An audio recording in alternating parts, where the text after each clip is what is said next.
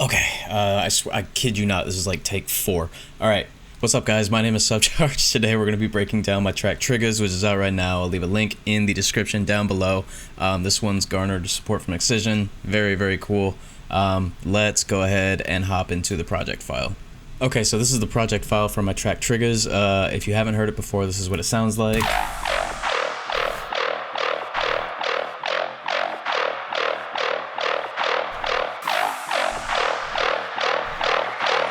Steady, heavy, ready to murder, pulling triggers.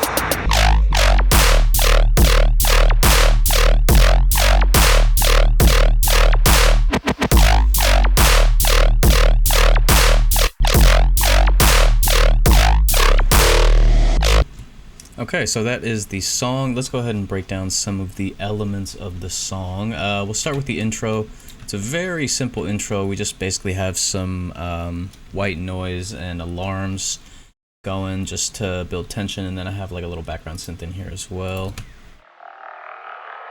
So that's the background synth. And then we also have like alarms and white noise right here. There's the alarm, and then also different like washed out effects just to start building tension.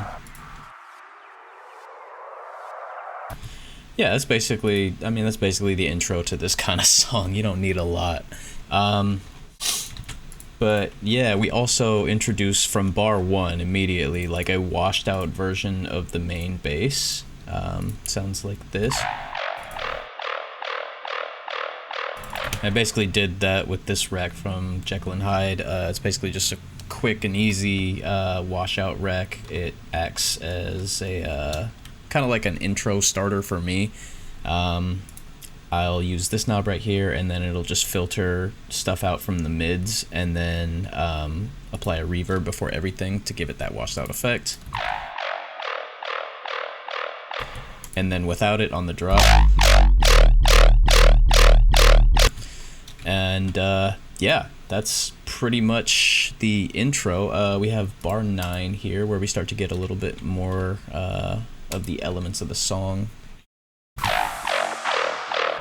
going here, and we have a little bit of a chant. Well, I guess the chant was going on over here too, but we have a little bit of a chant riser right here, if I could find it. There it is.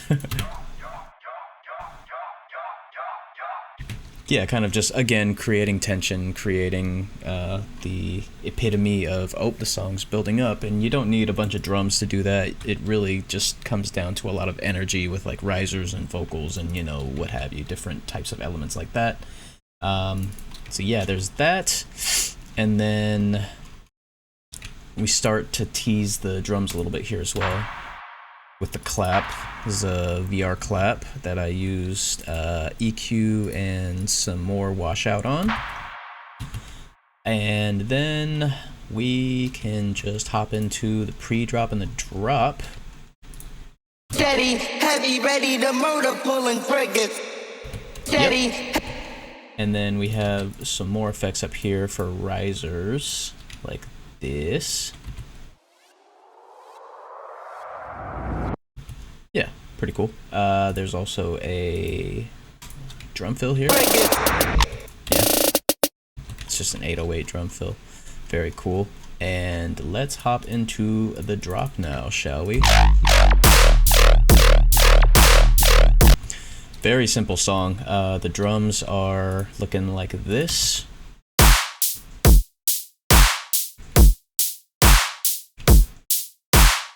I have a kick right here that I use. This is like one of my favorite kicks to use. I have some rides up here. And then the kick clap is comprised of that kick plus these 3 clap layers. So I have an ivory one right here. Not a lot of processing on it, actually none at all, pretty cool. Maybe the group, oh okay, there is processing on the entire group. There's EQ cutting out lows, Crack, which is a free transient shaper, I believe. Really, really cool. Also, Kilohertz transient shaper I use a lot as well, but this Crack I have just set to like specific preset that I really like on my drums. And then just a little bit of gain, I guess, with some soft clipping. So yeah, not a lot, but just enough to give the claps that extra punch. So there's that clap. There's a VR clap that I bumped up like 6 decibels. You're getting a lot of transient on that one, which is really cool. And then another VR clap. This is more of like a body one. Altogether, the claps sound like this. Cool. And then again, altogether, the drums sound like this.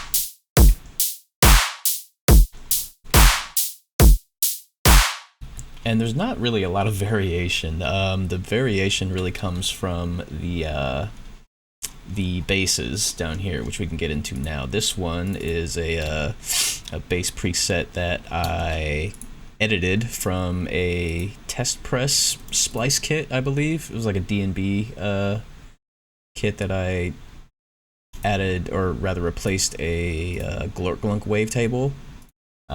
Instead of the original wavetable that was in here. I don't remember what the original wavetable was, but then applied some more processing to it. There's an Ahi's Auto Chopper on here, which essentially just volume shapes it a little bit better.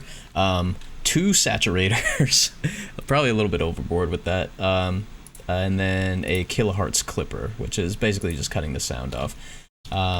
Again, that far wash just for the intro section. And then oh, I did also use an EQ for the intro section to cut even more lows out of the intro. But that is pretty much it.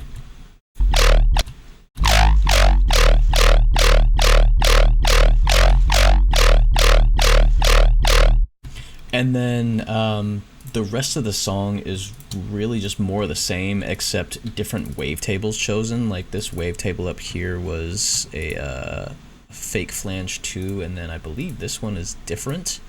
Oh, it's the same wavetable, it's just set differently probably. Yeah, the wavetable position's over here, and then the wavetable position is a little bit higher up on that one. But yeah, I do believe I chose different wavetables. Yeah, like this is 3.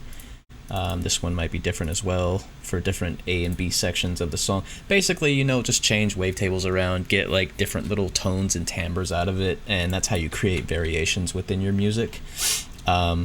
But yeah, I mean, that's kind of basically the whole song. It's not a very it's not a very technically proficient song. It was just a song that I just decided, you know what, I just want to make some weird hard shit right now, so I'm gonna go ahead and do that. And it turned out pretty well. Like I said, got a download from Excision, which is always incredible. That never stops being amazing.